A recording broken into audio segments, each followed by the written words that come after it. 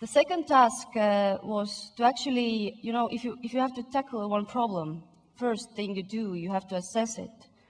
How big is the problem? And then you can think of the resources needed to solve it. So, in addition to analyzing the extent of the problem, mapping of the garbage was also a way to present it to the public. There was no denial anymore if it's in front of your eyes. So what we did, we created a new custom software for garbage mapping. It was based on Google Earth. And we also, because, it's very often that new technology is used for entertainment and social interactions. But we decided that we're going to implement it to make a real change.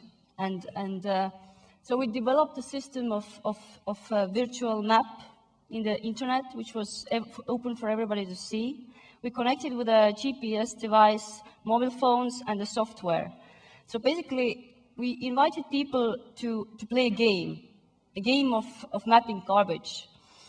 And we organized several, basically, over the course of 6 months, we organized this kind of games at the weekends. We invited people to come out of their apartments and houses and cities and come out into the forests and play a game of finding the garbage. We got a partnership with Nokia, who gave us some GPS devices and mobile phones, so we could offer all the volunteers everything necessary to do it. So altogether, we engaged 720 volunteers to spend their free time in the forest, and it became some kind of like a competition. Sometimes after the weekend, you met people and they were quite sad because they didn't find so much garbage. So in the course of 7 months, all the garbage points that we discovered were put on the map with specific coordinates and estimation of the amount of the garbage and the type of the garbage. And there were more than 10,000 dumping sites on the map. And the map was online, and everybody could see the process of how we are proceeding. And very often, actually, what was funny was when we went to these local communities, we invited people, come out and let's go mapping. It's okay to wake up 7 o'clock in a Saturday morning. Just do it once. And we went to their surroundings, and very often they were really surprised about the picture they had. They said, I never would have thought that this is so bad. I live here every day, but I never looked around. It's about, sometimes you go around and you don't see things because you don't look.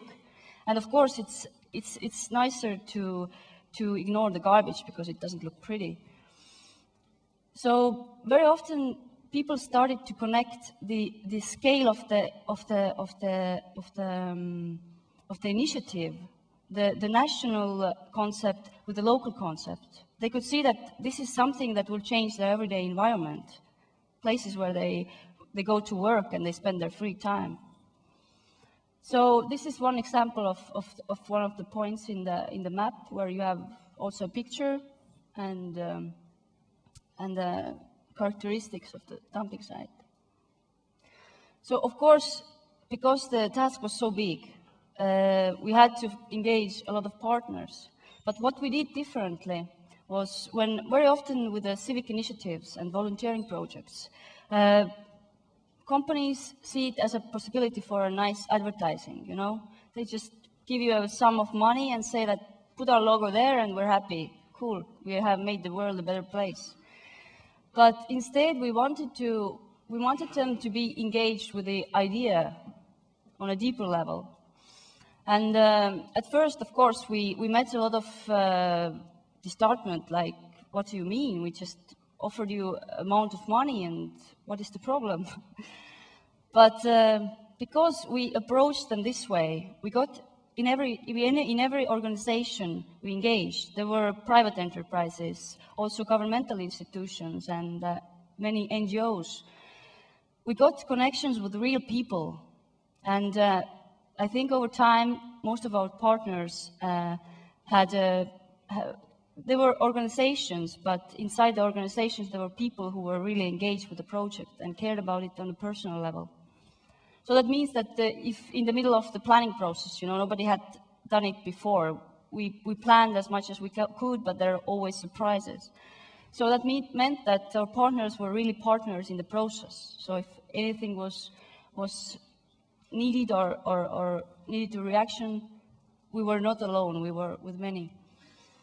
And the communication, although it's a physical garbage, but it was all about changing people's mindsets, waking them, and starting to move their concept of what is normal and what is the question about your own contribution to your everyday environment. So our first task was, of course, bring the problem in the public sphere to make people talk about it. And also, media we didn't see as a channel, as a bunch of anonymous newspapers or TV channels. We talk with media and journalists also on a personal level. I personally called many of the local newspapers. The local approach was really important for us. We didn't want to just get the biggest newspapers in country to support us, but all the local as well. You could talk to the editor and discuss for 20 minutes on the phone why we are doing this and why this is important and why we need also their support and what kind of implementations it would have in the local community. So communications was the essence of this project, really. And because we managed to get the media as our partners, we also could build up a really huge media campaign in Estonia, which involved basically all the channels, and also we got actors and musicians and people who normally don't appear in ads. We especially wanted people who usually say no to these things and who don't expect money or anything. We wanted people whose opinion really mattered.